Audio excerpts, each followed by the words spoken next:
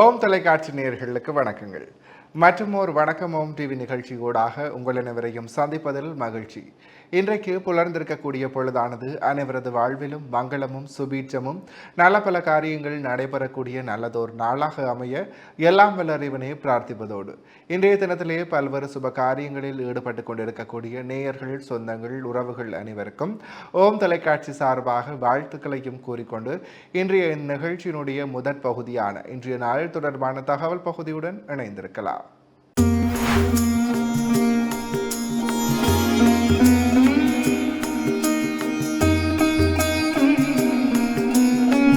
இணைந்து கொண்டிருக்கின்றோம் வணக்கம் ஓம் டிவியின் இன்றைய நாள் தொடர்பான தகவல் பகுதியுடன். அந்த வகையிலே இன்றைய நாளானது மாசி மாதம் ஞாயிற்றுக்கிழமை 22/2/2026 தமிழுக்கு விசுவாவசு வருடம் மாசி மாதம் 10ஆம் நாள். இன்றைய நாளினுடைய நல்ல நேரங்களாக இன்று காலை 7:30 மணி தொடக்கம் 8:30 வரை, பின் மாலை 1:30 மணி தொடக்கம் 2:30 மணி வரை. அடுத்து ராகு காலமாக இன்று மாலை 4:30 மணி தொடக்கம் 6 மணி வரை. யமகண்டமாக இன்று மதியம் 12 மணி தொடக்கம் 1:30 மணி வரை. அடுத்து சூரியோதயத்தை பார்க்கலாம். இன்று காலை 6:32க்கு இன்றைய நாளினுடைய சூரியோதயம் இடம்பெற்றிருக்கின்றது. திதியாக இன்று காலை 12:17 வரை பஞ்சமி திதியும் பின்பு சஷ்டி திதியும் நிலவுகிறது. நட்சத்திரங்களாக இன்று மாலை 6:55 வரை அஸ்வினி நட்சத்திரமும் பின்பு பரணி நட்சத்திரமும் நிலவுகிறது. சந்திராஷ்டம நட்சத்திரங்களாக இன்று மாலை 6:55 வரை உத்தர நட்சத்திரமும் பின்பு அஸ்த நட்சத்திரமும் நிலவுகிறது. உத்தரம் மற்றும் அஸ்த நட்சத்திரத்தில் உள்ளோர் செய்கரமங்கள் யாவற்றிலும் நிதானத்துடனும் பொறுமையுடனும் செயலாற்றல் சிறப்பு. எனவே நேர்களே, இவைதான் இன்றைய நாள் தொடர்பான தகவல் பகுதிகள் ஆகும். இன்றைய நாளைக்குரிய நற்சிந்தனை பகுதியை சிறப்பாக வழங்கிய ஆன்மீக அருள்ஜோதி ஸ்ரீ ஐயப்பதாச சாம்பசிவ சிவாச்சாரியார் ஐயா அவர்களுக்கு நன்றிகள். தொடர்ந்தும் நிகழ்ச்சியிலே இன்றைய நாளைக்குரிய ராசி பலன் பகுதியுடன் இணைந்திருக்கலாம்.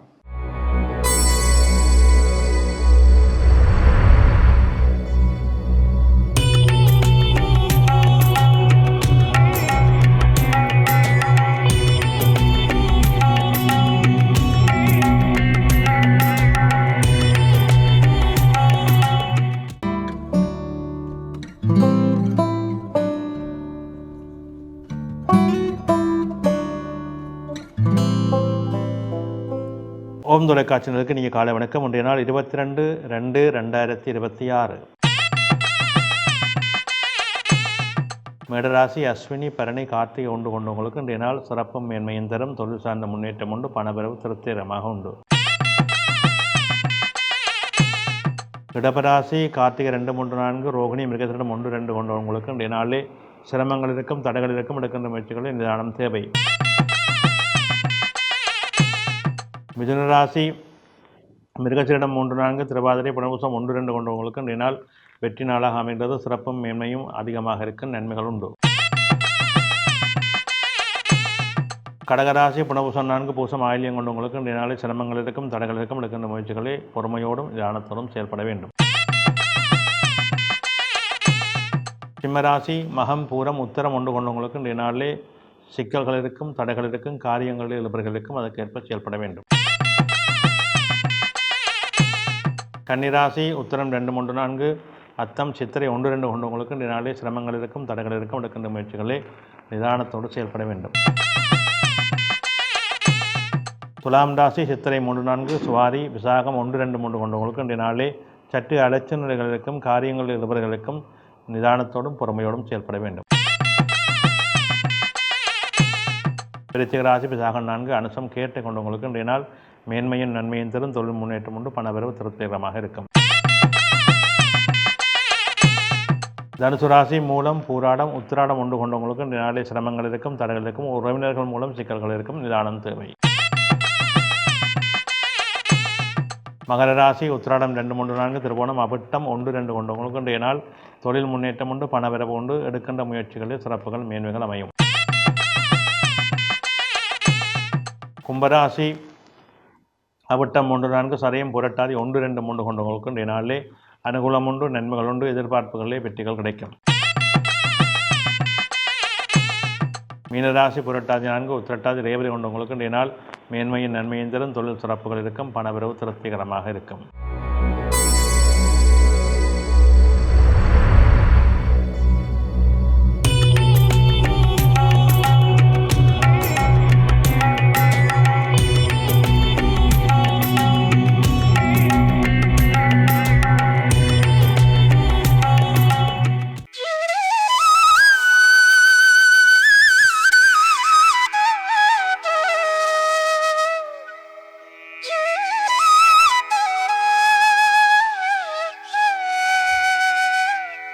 இன்றைய தகவல். பொதுவாக ஜாதக ரீதியாக பார்க்கின்ற பொழுது எங்களுடைய வாழ்வியலிலே எங்களுடைய ஜாதக அமைப்புகள் ஒரு சிலருக்கு எந்த நாட்களிலும் பிரச்சனைகள் அதிகமாக இருந்து கொண்டிருக்கும்.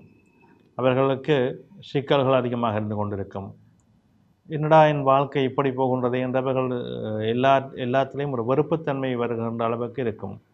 இதுகெல்லாம் பிரார்த்தம் என்ற ஒரு வகையாக இருந்தாலும் நடைமுறைகளிலே இறைவனங்களுக்கு கொடுத்திருக்கின்ற அறிவு 6ஆம் அறிவு என்று சொல்லுவோம்.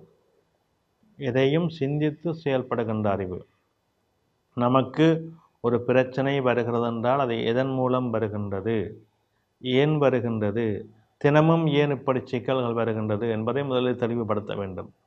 அந்த பிரச்சனை வருகின்ற விடயம் எதுவோ அந்த விடயத்துக்கு நாங்கள் சற்று ஒதுங்க வேண்டும். அந்த விடயங்களிலிருந்து நீங்க வேண்டும். எம்மை நாம் காப்பாற்றிக் கொள்வதற்குரிய வழிவகைகளை நாமே தேடிக்கொள்ள வேண்டும்.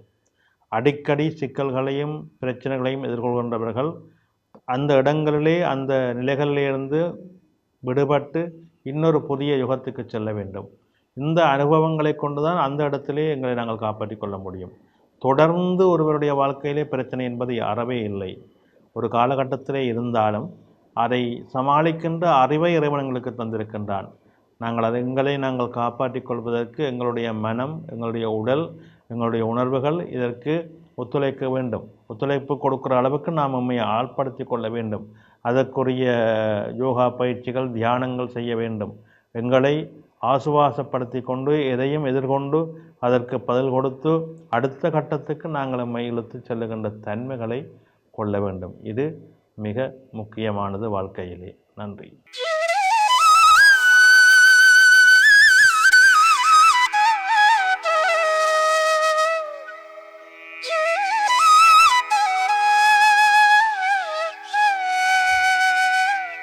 இன்றைய நாளிற்குரிய 12 ராசிகளுக்குமான பொது பலன்களை சிறப்பான முறையில் வழங்கிய ஸ்ரீ ராமதேவ லோகேஸ்வர குருக்கள் ஐயா அவர்களுக்கும் நன்றிகள். தொடர்ந்தும் நிகழ்ச்சியிலே இன்றைய நாளிற்குரிய திருக்குறளும் பொருளும் பகுதியுடன் இணைந்திருக்கலாம்.